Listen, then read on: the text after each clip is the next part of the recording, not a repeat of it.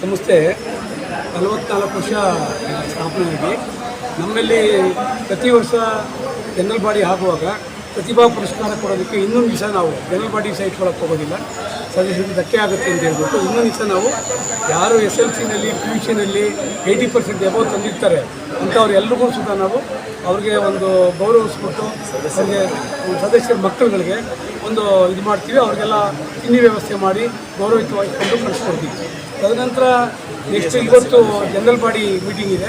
General body ಮೀಟಿಂಗ್ನಲ್ಲಿ ಮತ್ತು ನಿನ್ನೆ ಕಾರ್ಯಕ್ರಮದಲ್ಲಿ ನಮ್ಮ ಮಾನ್ಯ ಮುಖ್ಯಮಂತ್ರಿ ಇವರು ಬಂದಿದ್ದರು, ದೇವರಾಜ ಸ್ವಾಮಿಯವರು ಮಂತ್ರಿ ಬಂದಿದ್ದರು.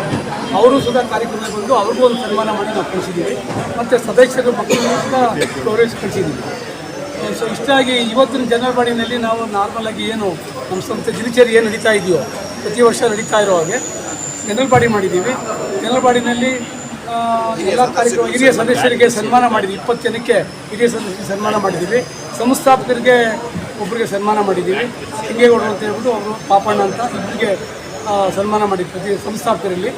ಸೊ ಈ ಕಾರ್ಯಕ್ರಮ ಇದೀವಿ ಸರ್. ಹಿರಿಯ ಸದಸ್ಯರಿಗೆ ಏನು ಸಹಾಯಧನ ಇಲ್ಲ, ಸಹಾಯಧನ ಅಲ್ಲ, ಅವರಿಗೆ ಗೌರವ ಸೂಚಿಸೋದಕ್ಕೆ ಅವ್ರಿಗೆ ಒಂದು ಸಾಲು ಹೊತ್ತಿಸಿ ಹಾರ ಹಾಕಿ ಪೇಟ ಹಾಕಿ ಅವ್ರಿಗೆ ಗೌರವಿಸ್ತೀವಿ ಸಭೆಯಲ್ಲಿ.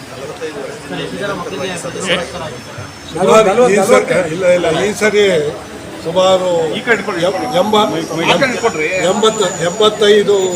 ಅಂದರೆ 90 ಜನರು ಮತ್ತು SLCಯಲ್ಲಿ 80% ಮೇಲೆ ಅಂಕವನ್ನು ಗಳಿಸಿದಂಥ ಸದಸ್ಯರ ಮಕ್ಕಳುಗಳಿಗೆ ಮಾತ್ರ ಬೇರೆ ಮಾಡಲ್ಲ.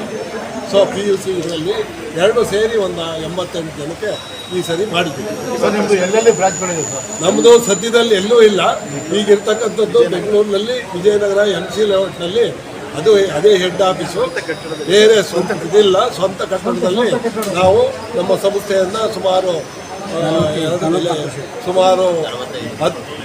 2006 ನಡೆಸ್ತಾ ಇದ್ದೀವಿ. ಅದರಿಂದ ಹಿಂದೆ ಬಾಡಿಗೆ ಕಟ್ಟಡದಲ್ಲಿ ನಡೆಸ್ತಾ ಇದ್ದೀವಿ. ಇಲ್ಲ ಮುಂದಿದೆ, ಬಟ್ ಈಗ ಒಂದು ನಿವೇಶನವನ್ನು ಕೊಳ್ಳೋದಕ್ಕೆ ಪ್ರಯತ್ನ ಪಡ್ತಾ ಇದ್ದೀವಿ. ಏನಾದರೂ ಒಂದು ನಿವೇಶನ ಸಿಕ್ಕಿದ್ರೆ ಅಲ್ಲಿ ಕಟ್ಟಡವನ್ನು ಕಟ್ಟಿ ಒಂದು ಬ್ರಾಂಚ್ ಮಾಡಬೇಕು ಅಂತ ಆಸೆ. ಎಷ್ಟು ಸದಸ್ಯರ ಸಂಖ್ಯೆ ಇದೆ ಸರ್?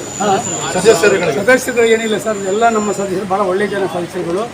ಪ್ರತಿಯೊಬ್ಬರೂ ನಮ್ಮಲ್ಲಿ ವ್ಯವಹರಿಸೋದೇ ಆಗಿರಲಿ, ಒಂದು ಮೀಟಿಂಗ್ ಅಟೆಂಡ್ ಮಾಡೋದೇ ಆಗಿರಲಿ, ಪ್ರತಿಯೊಂದಕ್ಕೊಂದು ರಿಲೇಷನ್ಶಿಪ್ ಇಟ್ಕೊಂಡು ಸಂಸ್ಥೆ ಬೆಳೆಸ್ತಾ ಇದ್ದೀವಿ. ಒಂದು ಇತಿಮಿತಿ ಒಳಗೆ ಹಾಸಿಗೆ ಇದ್ದಷ್ಟರಲ್ಲಿ ನಾವು ಕೆಲಸ ಮಾಡ್ಕೊಂಡು ಹೋಗ್ತಾ ಇದ್ದೀವಿ. ಇನ್ನು ಮುಂದೆ ನಾವು ಬ್ರ್ಯಾಂಚ್ ಮಾಡಬೇಕು, 4 ಬ್ರ್ಯಾಂಚ್ಗೆ ಪರ್ಮಿಷನ್ ತೊಗೊಂಡಿದ್ದೀವಿ.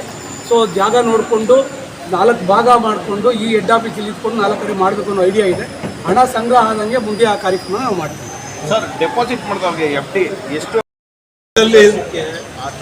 ಮೆಂಬರ್ಗೆ 6%. ನಾವು ಯಾವುದಾದ್ರು ಬ್ಯಾಂಕ್ಗಳಲ್ಲಿ ಡೆಪಾಸಿಟ್ ಮಾಡಿದರೆ 7 ಬ್ಯಾಂಕಲ್ಲಿ ಎಷ್ಟು ಮ್ಯಾಕ್ಸಿಮಮ್ ಕೊಡ್ತಾರೋ ಅಷ್ಟು 7.5, 8 ಆ ಥರ ನಮ್ಮಲ್ಲಿ ಡೆಪಾಸಿಟ್ ಮಾಡಿದರೆ ಹಿರಿಯ ನಾಗರಿಕರಿಗೆ 8.5 ಕೊಡ್ತೀವಿ. ನಾರ್ಮಲ್ಗೆ 7% ಕೊಡೋದು.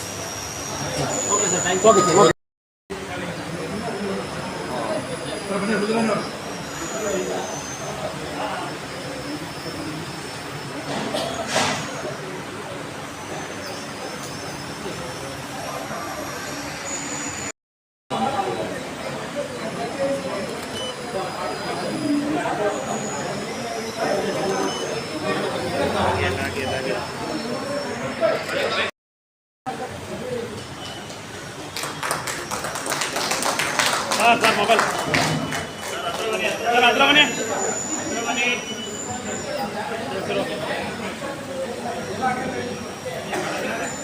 ತಗೋ ಅಲ್ಲಿ ತಗ